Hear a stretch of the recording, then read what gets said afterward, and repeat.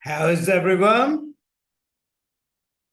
Great to have you join us. For those I haven't met yet, my name is Dinesh De Silva. I'm the founder and CEO of NetStripes. Big welcome to our first webinar for 2024. With me today is Rob Finlay, who is the... Hey, Rob, big welcome. Hello, how you going? Very good. Just introducing you. Ladies and gentlemen, Rob, for those who haven't met, because Rob has been at one of our webinars before, is the innovation leader and the customer experience leader for Amazon. As you know, Amazon, if you take the world's most innovative companies, Amazon would be, that'd be a handful of companies that are more innovative than Amazon or even close to Amazon. Okay, so in this world, and Amazon wasn't a business that was there 50 years ago. It's a new business that started in the mid-90s, started by one person with innovation at the forefront of the business. Today, it's a global business. So who better than the customer experience and innovation leader to speak to us today and share the trends, the digital trends for 2024. Big welcome, Rob. Great to have you join us today. Thank you. It's great to be back in front of the NetStripes community again, and really keen to share just some thoughts that hopefully will spur some conversations. So very happy to be here. Absolutely. Ladies and gentlemen, Rob and I were chatting about what people are going to discuss today. And I was sorry we didn't record that conversation because that conversation alone was so exciting. So a big welcome to everyone, especially for those members of the industry associations we are working with very closely. I know apart from those present here watching the webinar live, this webinar will be distributed to members of the Finance Brokers Association, the National Retail Association, and of course, the Master Locksmiths Association of Australia and New Zealand. And FBAA is the Finance Brokers Association of Australia and New Zealand now. I know FBAA has started an office in New Zealand as well as of this year, or probably end of last year. Now, a lot of you have been to our webinars before. A lot of you are NetStripes customers for many years. But if you are new, big welcome to the NetStripes community. Now, having said that, I'm going to get started because we have a lot to cover today. So I'm going to share my screen and get on with it. But what you're going to learn today are not just trends. You're going to learn about practical experiences, practical examples, how you can use these trends for your business so that you can stand apart from your competition, so that you can stand apart from the rest of your industry. And innovation allows that. But, we've heard about ChatGPT and artificial intelligence in 2023. But what has happened in this last week alone when it came to artificial intelligence, and some of the releases that happened are so exciting. And Rob is going to cover that. I'll touch on some of that. And what's really happening around the world, unknown to a lot of us, is going to have massive impact to all our lives, not just our businesses. Like when the mobile revolution happened many years ago, when the smartphones came into play, it changed the way the world operated. It changed the way we all do business. It changed the way consumers bought products and services. AI is going to have a bigger impact. And it's like the carpet is going to be pulled under our feet without us knowing if we are not prepared. And that's why we need to be prepared. So again, I'm going to, let me share the screen, get to the screen. Hands up, guys, if you can see my screen. I want this to be an interactive webinar. If you have any questions, go to the Q&A button there. Click on the Q&A and ask those questions. Rob and I will answer every one of them before we finish today. Okay. For those who came after I introduced myself. This is myself, Dinesh De Silva. Please connect with us on LinkedIn. It'll be great to put a face to your name and get to know you better. This is Rob. I've already introduced Rob. Again, Rob is on LinkedIn. Connect with Rob. I've asked permission. Is that okay if community connects with you, Rob? And Rob said yes. Absolutely. Absolutely. Love to. Yes, and this is what we are going to cover. These are the three major areas that we're going to cover. Rob's going to really start off with that. I'm going to cover some of the research, the data, and give practical examples of how that relates to us and how it's relevant to us. And both of us will talk about how we apply this to our business to get results. NetStripes is all about helping business owners to catch that digital wave. And it's not just digital now, it's about artificial intelligence as well. And all this combined is creating massive waves. And how do we catch that wave? And just to give a brief introduction of NetStripes, we've created probably the most effective system for small to medium businesses to transition from your traditional ways of doing business into this more digitally artificial intelligence augmented world, so that your businesses can be a lot more successful in this new world of business. Our vision from the time we started 10 years ago now has been to empower million businesses. And I'm happy to say this vision is shared by multiple industry associations similar to the industry association or business chamber you could be from. And a big welcome to all of you. The system is industry agnostic, works with any industry, and all these businesses you see are just a sample of them from multiple industries, those who caught that digital wave. Having said that, Rob, I'm going to leave the floor with you. And ladies and gentlemen, please give Rob a huge welcome, and we can all clap. Can you hear the applause, Rob? Yes. Yes, I can. Thank you so much. Look, I'll just take the screen over. Thank you very much for that introduction. Really appreciate it. And I just want to take you through, as you said, just some thoughts on the things that we're seeing here at AWS in particular and Amazon that we think we'd love you to think about or that you may already know. And so I think we're all becoming very well aware now of all the opportunities and the technology that's around us. It's far more prevalent to find these things out. But I want to take you through a bit of some of my thoughts. Would love to connect with you all afterwards if you'd like some more information or just some more perspectives that we can help you with in your business. Certainly AWS and Amazon, we are really passionate about small business, about startups, as much as the big end of town. In fact, we're still probably more dedicated to that sector of startups and small business than anything before. So very, very happy to be here to help share some thoughts. The team I'm in is called Innovation Programs. As Dinesh said, I'm here to lead the innovation and customer experience development for mostly for our external customers. So we take the Amazon way of working, tell stories about that, and also use the same mechanisms that Amazon uses to help you create new ideas for your business. So really here to evangelize the way we work, but just more importantly, to help your business succeed. I'll come back to those images later on. So I've got here digital trends to watch in 2024. I think these are things that are almost hard to ignore. But also I've got here is things we see most of our customers building this year. So I wanted to connect this idea of these big broad trends with the things that we see our customers asking about and wanting to look more into and helping them build those things. So there's very much connection between these big, large global concepts to solving problems in your company and your business and your industry more broadly. So I wanted to make sure that connection was clear.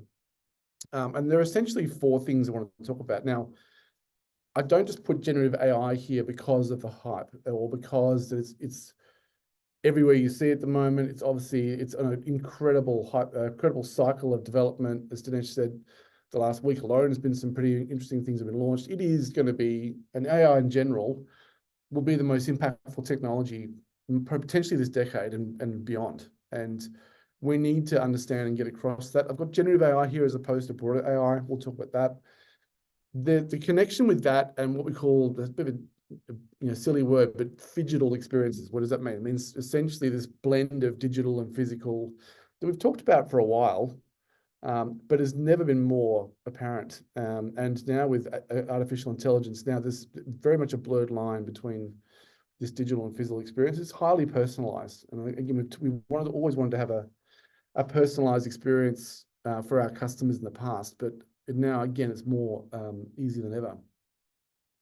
But also connected to that, this idea of how you transform your business, operations in particular. It could be process, it could be people, it could be technology, it could be something else. But this idea of transforming your business to be far more efficient, almost a massive leapfrog in efficiency and in productivity is possible. And we want to add to that this idea of sustainability. It's going to be something that we'll have to address. And then wrap all around that, obviously, we'll go through the data as well in the next section, but we are very conscious that everything starts with good data and the attached security of your technology and your data altogether. So these are the 4 areas I wanted to go through briefly and see what might you think about, what questions do you have, or what opinion do you have? And again, if you've got any questions that you want to ask either on the way or at the end, please just reach out and let me know. I can't see the chat, but verbally let me know. Okay, so let's start here. The rapid rise and frankly, the arrival of generative AI. It's not something that's coming forward. It's here now, and it's going to become something very prevalent. In the speed at which it's coming at us, it's a bit scary, but we think that it's actually a really exciting time for us to think about what the possibilities are. If you remember a year ago or so, maybe 2 years, artificial intelligence well, 20 years ago, AI was something we've always had for a long time in certain parts of our businesses. It was about doing very specific tasks like translating from one language to another, and Spanish to English, for example, or allocating, taking a data point and just doing one thing against it. Now all of a sudden it can do all kinds of things that it can actually work out on its own. And so the first iterations we saw were in very simple mediums like images. So the one on the left is obviously one of the older images of how it tried to render hands, for example, in the generative AI exercise. It still struggles with that, but it's actually getting better. But it was sort of a bit of a joke when it first came out that it couldn't do this very well. But again, this was only about 12 months ago. And the pace at which it's changing is really interesting. And now, of course, we can create not just images, but videos, music, all sorts of stories, creative content. But even beyond that, again, which we'll go through with some examples, is it can now create all kinds of solutions. You can create all sorts of scenarios. It can help you plan, and it can help you predict the future in a way based on the data points you have. So take that image on the left, put it in your mind, as scary as it looks, and then contrast it with this next video it's going to play. Essentially, it's got a bit of background sound effects here, so bear with me if you can see it. This is all generated with the same kind of technology, right? This is essentially a set of digital content created through text-based prompts that a generative AI engine has developed with pretty much seamless ease and very, very fast pace. And so, again, a year ago, this would not have been possible. And there are still some glitches here and there. But you can see the level of accuracy that's been achieved in such a short time. To the point where, to the untrained eye, if you didn't know it was potentially generative AI except for flying sharks, but you wouldn't actually know this was something that was being computer generated, not just from source images and source material, but had actually generated this idea through its own understanding of what the world is like. And even the sound effects that were done on this video by a separate company are actually generated the same way, because of course there's no sound in these videos to start with. So the whole world of what images and video and communication now looks like is transforming pretty quickly.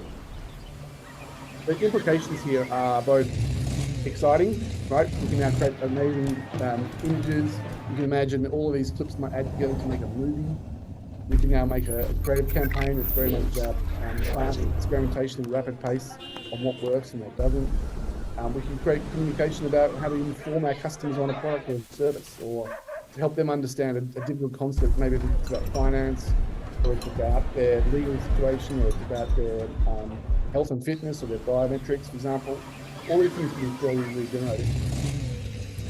But critically, what we sort of see as important is, beyond this creation of content, is the power of generative AI to automate things every day. Automating content generation is one of them, but there are lots of ways that we think that AI can help us. So certainly we can help on the right-hand side with creativity. It can create those new experiences. It can help us, though, be far more productive, and it can help us gain a lot more insight.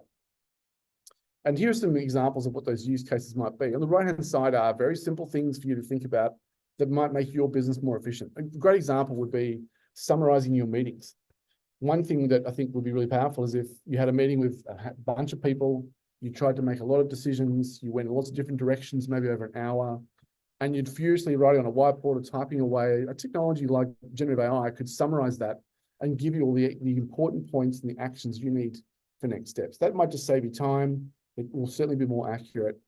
Those are the little tiny examples where it's just really been really powerful. Like customers are asking us for that.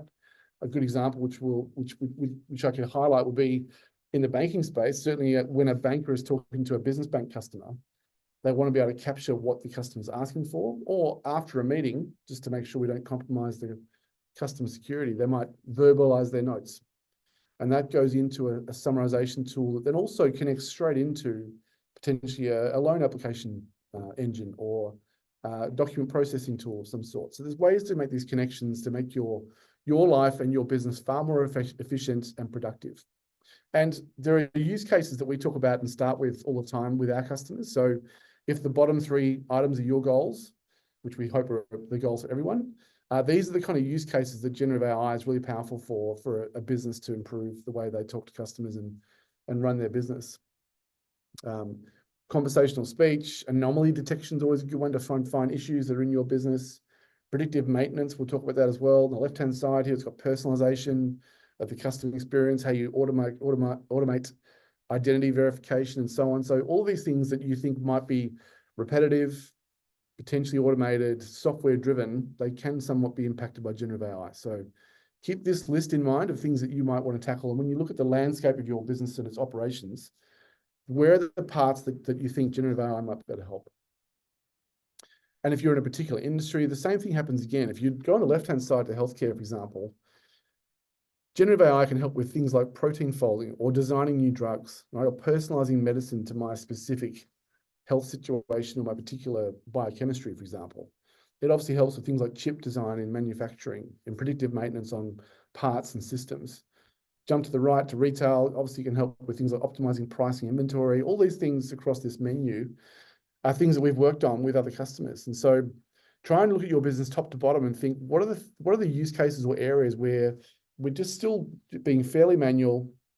We want to try and leapfrog forward to the best possible solution. Generative AI can certainly do that. And it's very accessible now for us to do this together and to experiment, to try new things and to see if we can start really small and solve a problem in a particular area first, and then see if it scales and expands over time. And even at Amazon ourselves, we use this kind of technology a lot. We're obviously experimenting as well. We've been running artificial intelligence across our retail business for a very long time, but only now are we using generative AI, for example, to help us with things like personalized Amazon video recommendations. So now all of a sudden we can say, well, if you like this, you might like that. And even Style Snap, where you can find out that dress and that tiny photograph there, where can I buy that from? You can now also upload an image of a product you want to sell online, for example, on the Amazon retail website, and it can then generate that image of that photograph in different situations. It can generate written content for you, video content, marketing content, automatically, rather than you having to go and do that yourself. So Amazon and ourselves, we're also learning and trying new things where we can. So a hugely impactful digital trend coming forward. You would have heard about it a lot, but it is a good time now to start to embrace what that looks like. And so I would start to recommend things like, make sure you go and learn the basics unless you know them already. There are many ways you can stay in touch with the developments of what's happening. I often weirdly find YouTube still the best place to learn about a lot of these things. Obviously AWS.com, online communities and so on. The weird term there of Ben's Bites is a newsletter by a guy called Ben Tossell.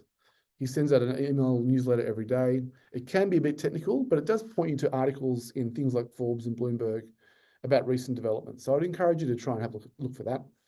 Certainly find the most popular tools and play around with generative AI, and then list out the use cases in your business that you think will be good to tackle. But also find a technology partner. It could be anyone, right? Development partner, you've already got a software partner to help you scope and experiment. Find someone who has that expertise that can sit next to you and help you work that out on a whiteboard and flesh out what you think you should do. Okay, so that's the first section there. So the next one is this idea then, therefore, this concept of being very, very targeted with technology of what a customer we think will look like in the future. I don't know about you. I think the idea of all of us working in the same mode we worked in 20 years ago might change, right? This idea of being office bound, using enterprise apps all the time, and being really segmented into large chunky blocks might flip something like where we're actually working from home or anywhere more often. We're becoming a one-person business of our own of sorts. We might have a 4-day work week. There's businesses experimenting with that. I'm not sure if you have as well.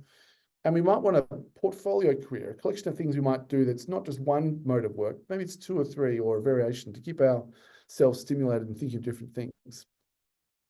And we expect now things to be highly personalized because they're highly personalized elsewhere in consumer technology, for example, or in other fields.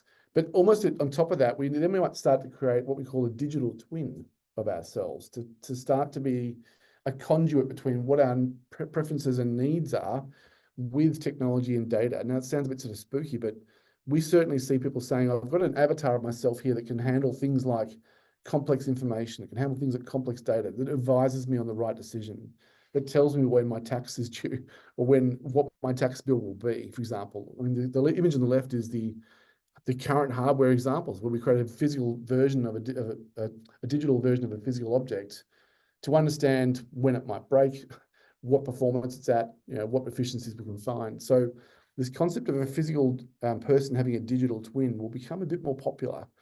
And strangely, Siri and Alexa and those kind of tools somewhat do it now, but in the old-fashioned AI way. So you'll find that will become more prevalent. And therefore, the expectation is I have this hyper-personalized physical and digital interaction, right? And the data is all there and the technology is there now to make your personalized connection with customers really powerful.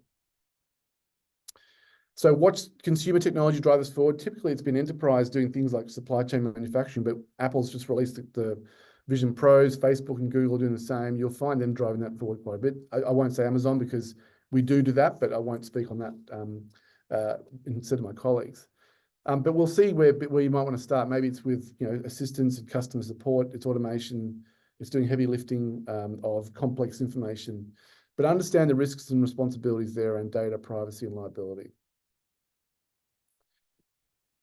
Okay, last couple of quick sections here. So transform your business operations sustainably. So at Amazon, we've had to work out ways to find huge scale, right? We want to do things that really squeeze out the effort and the benefit we've built globally quite often. Often the ideas we have at Amazon have to work in every market.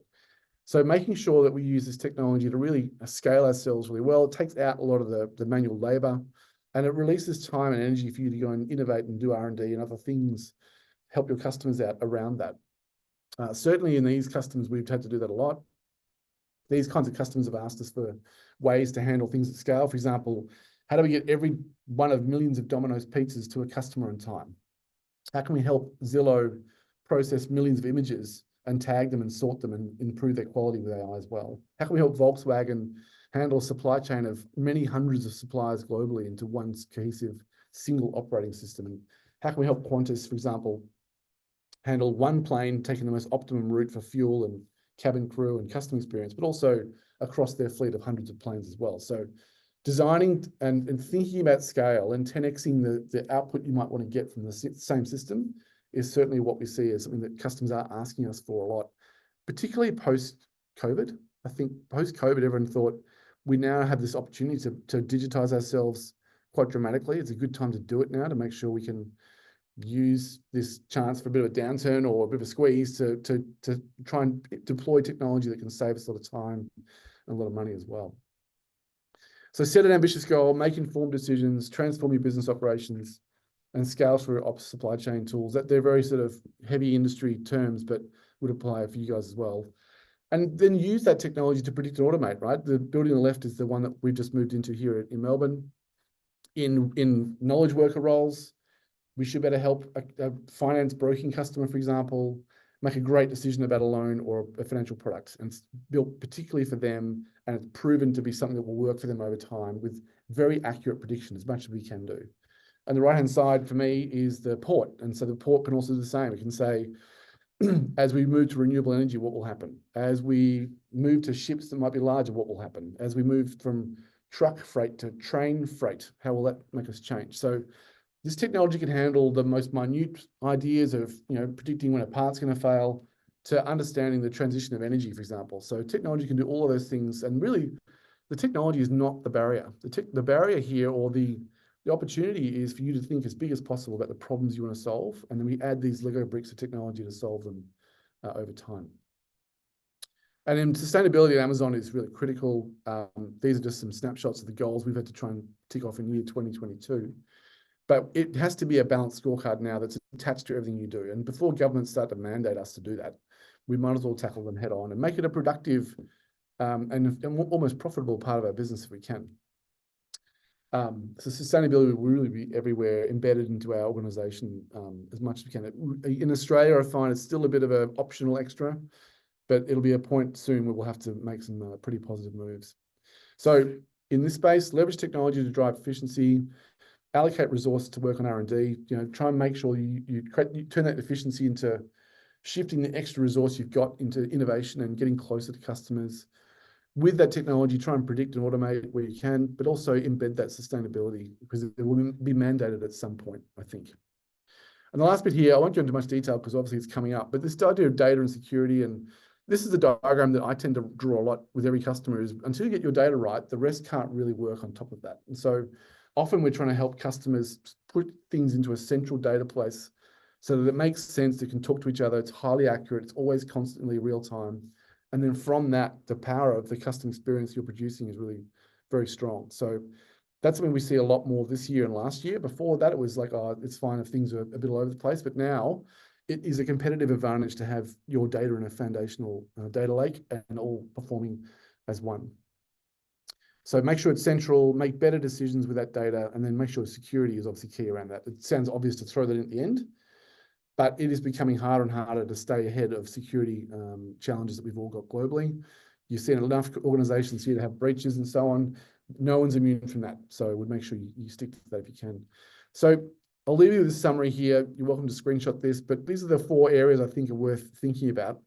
We'd love to know if you're having that conversation in your organization, but make sure you don't get too bogged down in this technology, right? Don't think about it too much. Don't try and think that it's the definition of your business, or you have to necessarily be led by this. At the end of the day, it's your customers and their challenges you're trying to solve. And yes, I did make this picture with Midjourney, so it's not real.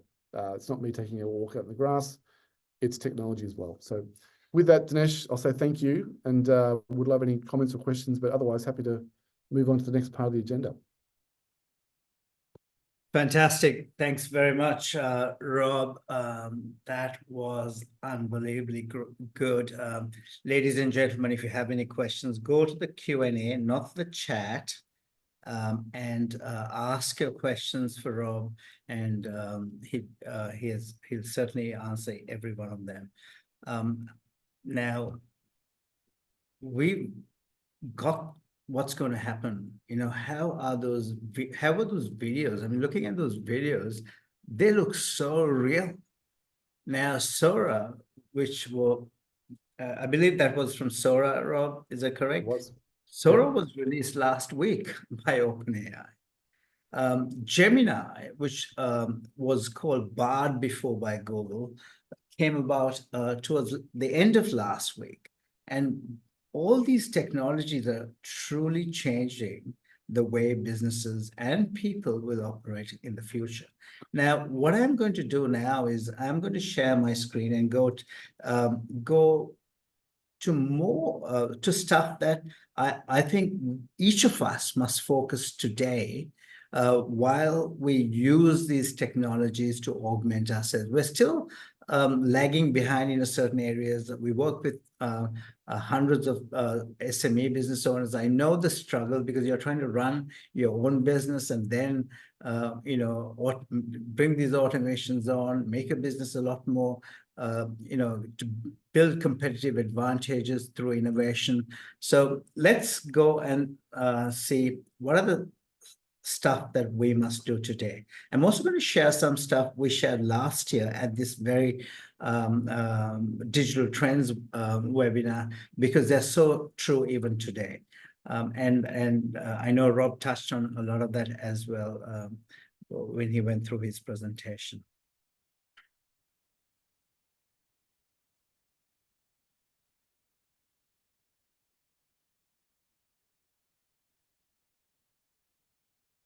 One of the things I really want to do is we've written a blog, and that blog can be found on our NetStripes website. If you go to our website, you go to resources, under there, if you go into blogs, this blog is there. Go and read it. It covers just all the stuff we need to know, and it has practical examples that you can use today. It covers all the ChatGPT updates that happened through the year. We brought to you ChatGPT at this webinar last year when it was fresh off. It was a fresh innovation from OpenAI, and today Rob presented Sora, which again is as fresh as last week. So go and have a read of this blog. There are lots of practical examples, not just OpenAI and ChatGPT, but we're talking about Google Bard. Now, Google Bard changed to Gemini last week. Go and try. Go to Google and type in Google Gemini or Gemini AI and try it. It is fantastic.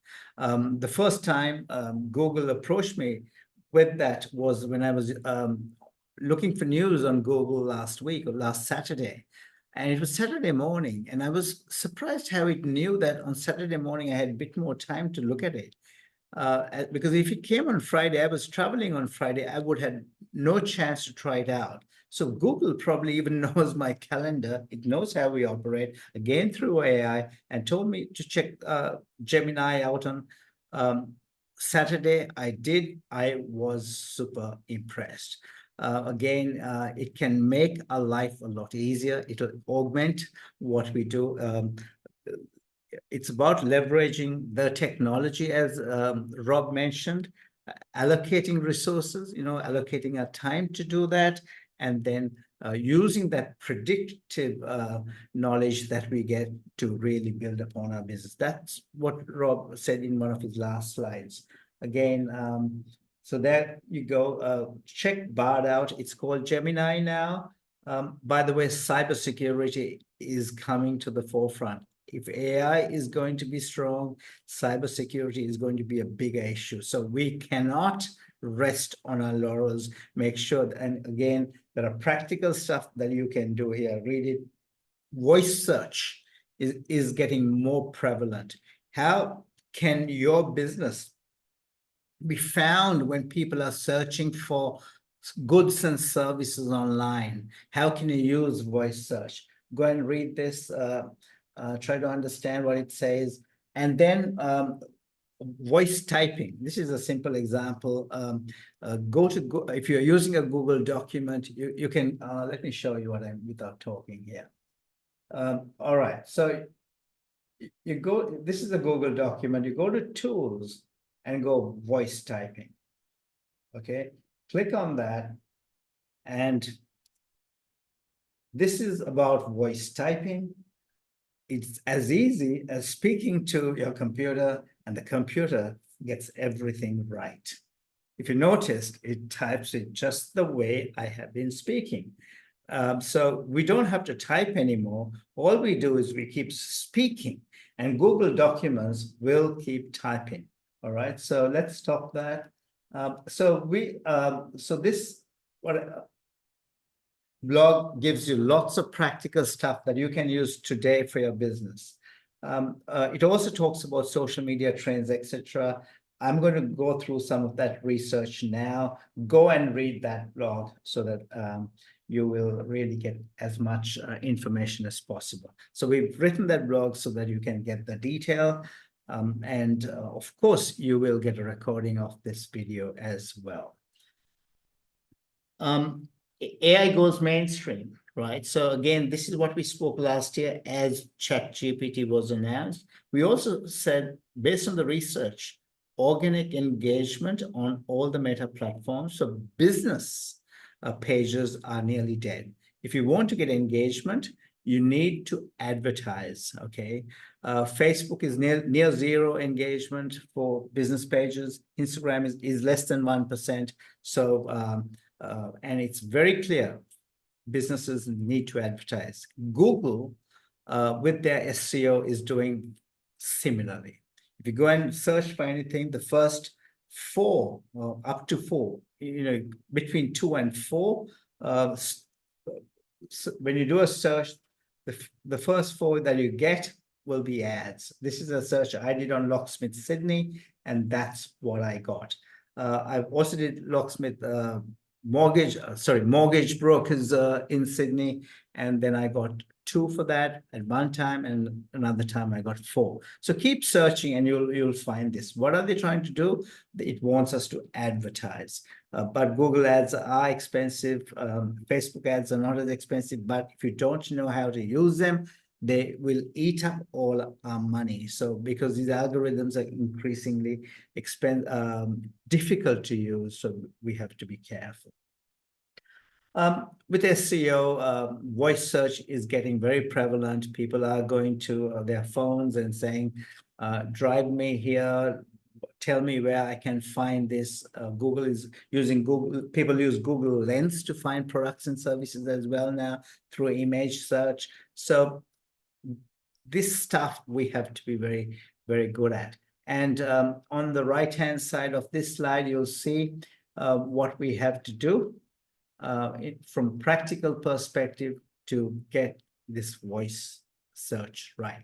There are SEO fundamentals we all must use. So it starts with getting your keyword strategy right. If you don't know this stuff, talk to one of our advisors who will guide you through. How do you optimize your SEO page? How do you write content in a conversational tone so that users can find it on voice search? How do you do FAQs so that you anticipate the questions that people are asking? So talk to somebody at NetStripes who can guide you through that. And it's the same with cybersecurity. Risk management is so fundamentally important for any one of our businesses. So take this stuff seriously. Your websites, your software must be backed up weekly, multiple copies at any given time. Make sure, like your phone is updated, the software updates frequently, your desktop software updates. Do simple stuff like make sure your websites are updated regularly. Make sure if you can't do it, somebody else does it for you. But it is your job as the CEO of the business, the owner of the business, to make sure you comply with this stuff, because it'll hurt your reputation when, if and when your websites get hacked. And this is not a question of if it'll get hacked. There are so many businesses getting hacked, so it's a question of when. So don't take risks. When we went through a lot of the messaging around the trends, we saw Google ads. Google is going towards ads from search results, voice search. We spoke about organic traffic from Meta advertising, or organic engagement being dead. Now, because they're a business, they want us to advertise with them. That's understandable. But all of this is about driving traffic to our websites. So that was a common theme that we saw. And one of the biggest issues that we see from the data we've researched so many businesses, and lots of small businesses are not having traffic on your websites. So go and check your Google Analytics. This is a free tool by Google. Go and check your analytics and see over a 6-month period how much traffic you're getting. Here's a website. I haven't given the name. I hidden the name because to maintain their privacy, not to embarrass them. But it's less than 1 visitor per day. Here's another website. This is just 2 visitors a day. That's not good enough, ladies and gentlemen. That has one visitor a day. So we've researched hundreds of websites for SMEs. This is not good enough. So we're talking about AI. I mean, Rob was speaking about AI. We need to get the fundamentals of digital right and get this stuff right before it hits us. Here's a SME business who started with us as a one person. When they started, they had the same problem. One or two people, less than one actually, person in a 90-day period. From a traffic perspective today, there are 30 plus a day. This is in the last, by the way, this is the last 30 days. And there's 35 plus traffic of 35 plus a day. But more importantly, the conversions, as you can see, is significant. So that's the traffic, the users that have come in, that's the conversion. So that this all goes back to, you can have massive new trends coming through. We mustn't forget our fundamentals. There are universal principles that do not change. There are two universal principles in digital marketing. Drive the right traffic to your website, not any traffic. Who is your ideal customer? We need to know that. If you don't know that, it's important to get your strategy right. Understand who is your ideal customer, who are the guys who will pay you the big bucks, who will not waste your time, who will not suck up all your time. So you need to know who your ideal customers are, who are not your ideal customers, and drive that traffic to your website, not any traffic to our websites. And then once that traffic comes in, you need to be able to convert that traffic into leads and into sales. And that's what you saw with that Google Analytics that I shared. There's massive traffic, not massive. It's actually not massive. It's a fairly small number of traffic, but that's the traffic they need to get the type of conversions that we saw. So remember these two principles. Principle one is to drive the right traffic to your website, and then to convert that traffic into leads and into sales. No point having the right traffic, it's one or two. You need to have the right quantity of that as well. And no point driving traffic to your website if your website looks crap or looks like every other website in your industry. And that's the biggest issue. Based on the research that NetStripes have done over the last 4 years, researching thousands of businesses, 89% of the businesses are not achieving results from any of their digital marketing. They're not riding the digital wave. 89% of the websites are not working because they're not built with to a framework that delivers results. Okay, if you look at this website, it's very clear, who they're serving. And it's not for anyone because they've got their strategy right. And why is it important to get their strategy right? This was a new business as they started in 2020. They came to us in 2021, just about as they were getting some experience in the industry. They've a lady called Becky Baker, and she loved finance, and she came and said, I want to get my strategy right, my branding right, my website right, so that I can succeed. Within a year, she was featured by the FBAA magazine for the growth she had. She was hiring other brokers while other new brokers were falling by the wayside. So, and then last year in November, by the way, she's featured in the FBAA February magazine. In November last year, she won the National Broker of the Year award. She's been in business for probably less than 3 years. And how do you do that? This is about getting your strategy right, your branding right, your messaging right, your website right, and then, of course, doing your marketing. It's not hard, it's not expensive, but you need to get this stuff right. Here's a builder. Very clear messaging, very clear branding. These businesses look world-class. Here's a locksmith business, right? Again, they've got their strategy right. This is a 50-year-old business who wanted to get their strategy, branding, and their websites right. So we don't just do websites. NetStripes really get this business model right, the strategy right, so that your business can truly succeed. So get this stuff right, guys. By the way, Becky Baker, we interviewed her about a year ago. This is only a 15-minute video. Go and watch this to see how she's got this digital stuff right. That helped her. This was done before she became the broker of the year. But go and listen to this video. You will see why she won the broker of the year. Okay, and so getting your strategy right is fundamentally important. Talk to one of our advisors. If you would like a one-on-one session with, if you are from any of these organizations, any of these industry associations, you can have a one-on-one session with any of our advisors. I personally do some one-on-one sessions as well. So Jen will share the link on the chat now. Go and sign up to a time slot that is available. I think there's a bit of a wait time, so get in there and book yourself so that you can get there faster. All right. I also want to share some data, the latest data. Got to be conscious of time, so I'm going to go fairly fast. And this is the latest research when it came to 2024. So what are the main channels that people use for online brand research? When they're online, when they're buying a product or a service, based on the age groups, you can see here what channels they're using, okay?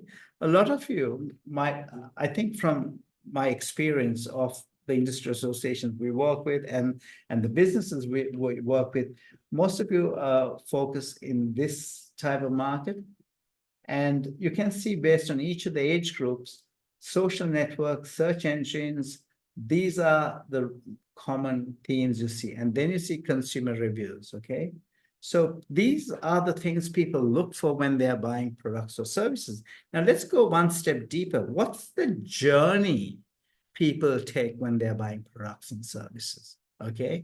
Now here's the journey they take.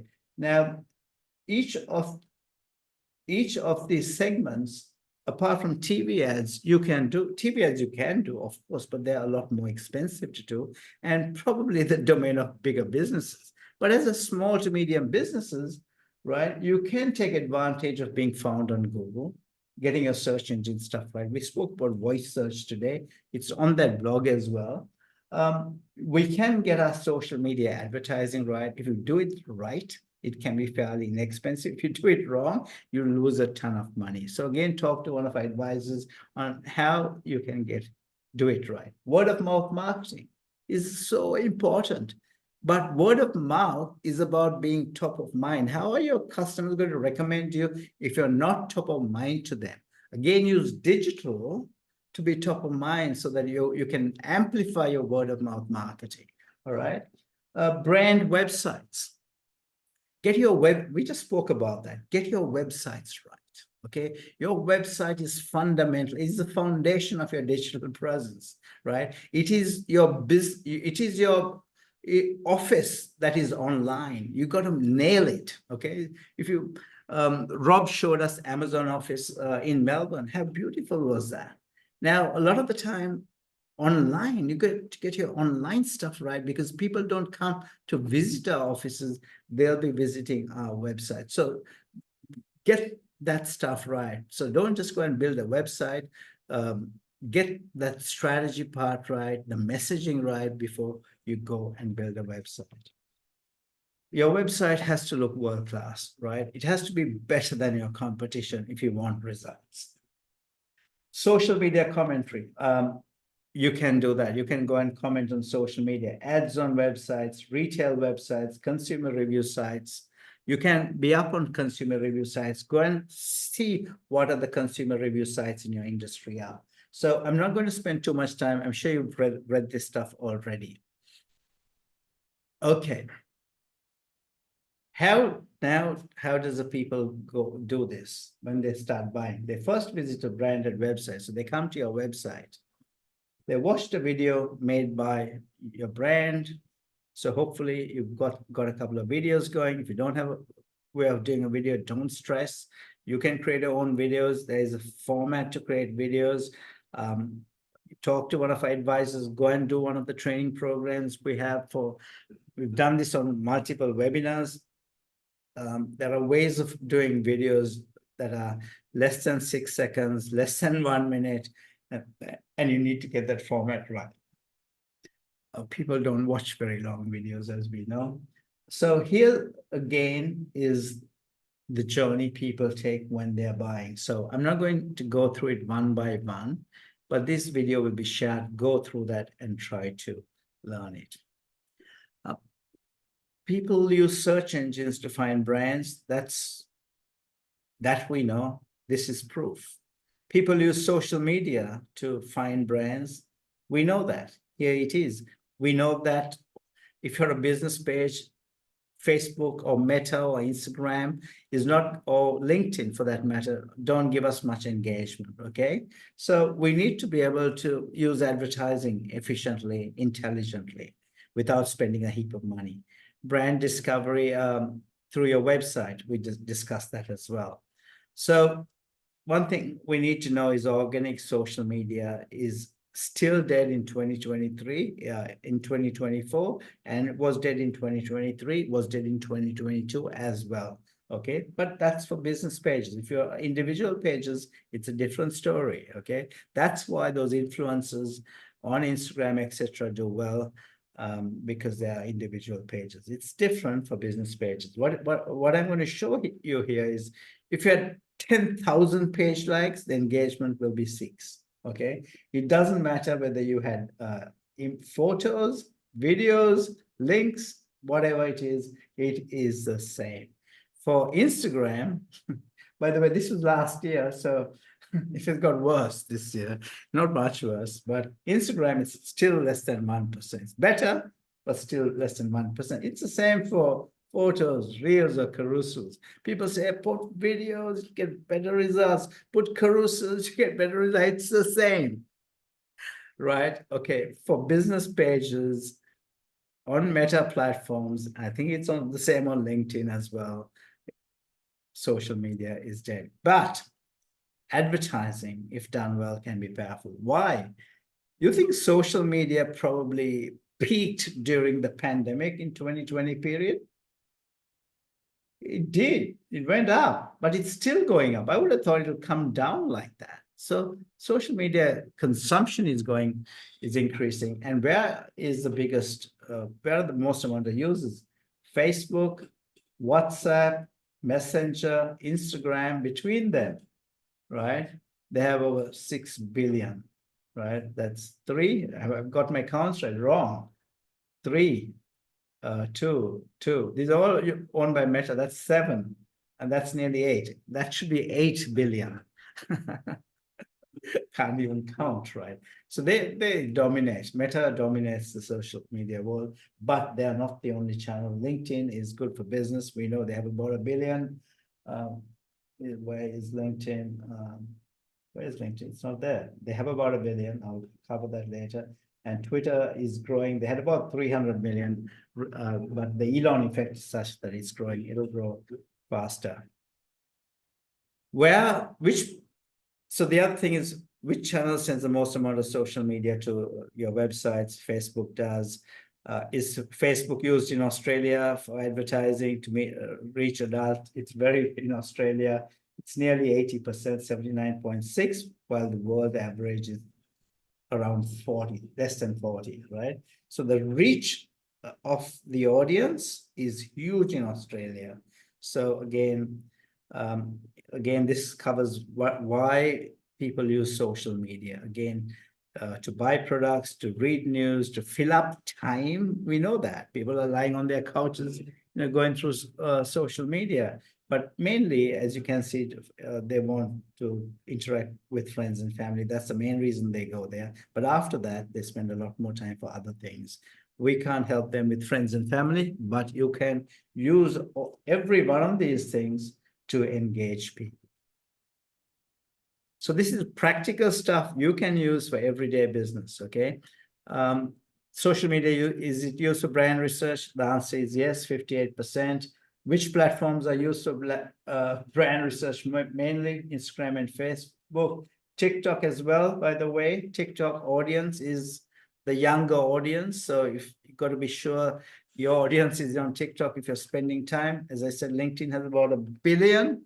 But even LinkedIn, you would have thought the biggest audience is in this category, but it is in the younger category because they are growing their careers. That's where they are spending most of their time. TikTok audience, as I mentioned, is very young, very young. Ladies and gentlemen, again, it's not about the statistics. It's not about the research. It's not about the trends. As Rob said, how do you leverage the technology? How do you allocate resources, financial and human resource, time, your time, the time of your people? But how do you do it in a way it augments? This technology can augment what we do powerfully so that we can get predictive results that are more predictive. By the way, don't leave this session without booking in for a meeting to discuss what you can do, because learning is good, but practically applying this is where we really win. So book in a session, talk to one of our advisors, and see how you can really use this stuff, because everyone tells me quality leads are priceless, and people also tell me getting leads have been difficult, but getting quality leads are difficult, too risky to depend on referrals alone. Absolutely, you can't build a business on word of mouth referrals. You have to get out of that paradigm because you can never scale a business on just word of mouth. You saw all the technologies you can use to build your business. By the way, go to our website. Like I said, there are lots of resources there that are free, but we have lots of services that fall into social media marketing, getting your websites right, getting your strategy right, etc. And it's about how do you nail your marketing and execute your strategy with professional guidance. And that I think is something you'll get from our team. So ladies and gentlemen, I'm going to stop sharing. If you have any questions, please, Rob and I are here to answer any questions. Michelle Jenkins has asked, are you saying Soro or Sora? That's a good question. I can share my screen and take you to Sora. Let me see whether I can do that. Very quick.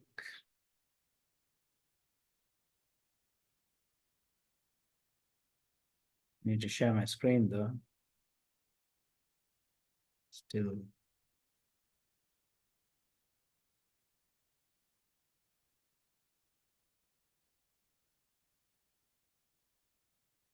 Am I sharing my screen or not? I'm not sharing my screen. So letting me share it for some reason. Why? Let me do it now.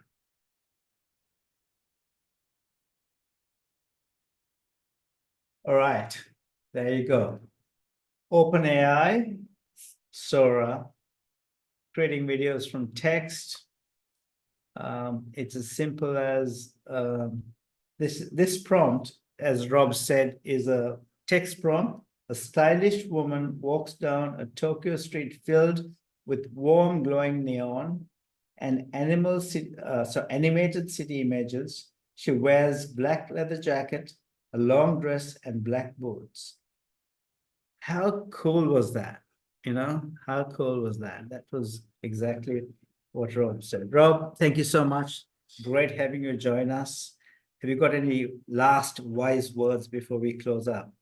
Oh no, I think just embrace the technology. Go and learn more, dive into it, try it out, and as small as you think your business, your application might be, just give it a shot. And I love your comments about making your website as attractive and as powerful as possible. I agree. That's still what us as customers need to see.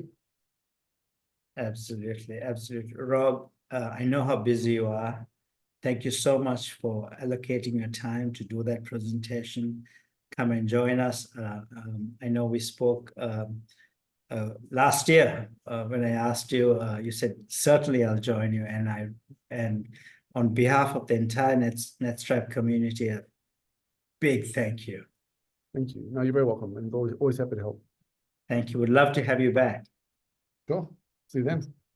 Fantastic. Ladies and gentlemen, please don't go until you give us your feedback on the chat. Did you like what you heard today? Is there anything else that you would want from us? I'm going to hang around here. If you need anything, if you still have any questions, you can ask. Rob, I'll let you go. Thank you so much again. All the very best.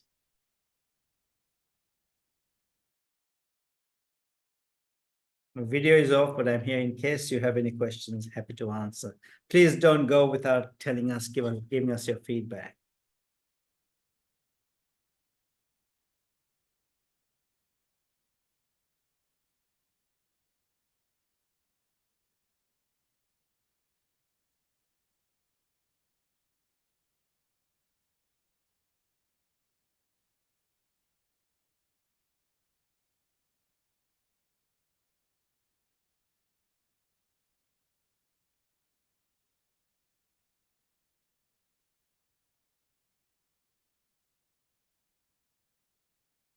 Thank you, everyone, for your feedback. Thanks, Onda. Thanks, Hala. Thank you, Julianne. Really appreciate your commentary. Anyone else who's there, please let us know how you found it. If you want anything else, you need more information on anything, let us know.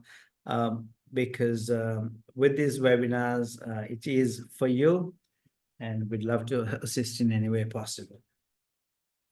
This, by the way, if all feedback is good feedback, if you have any areas of improvement, really happy to look into that as well.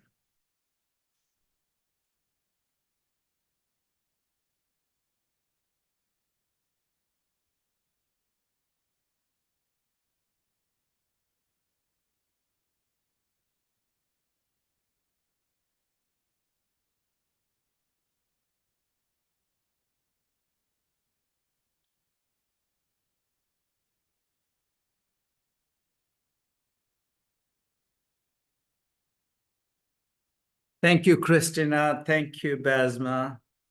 Thanks for your feedback. Much appreciated.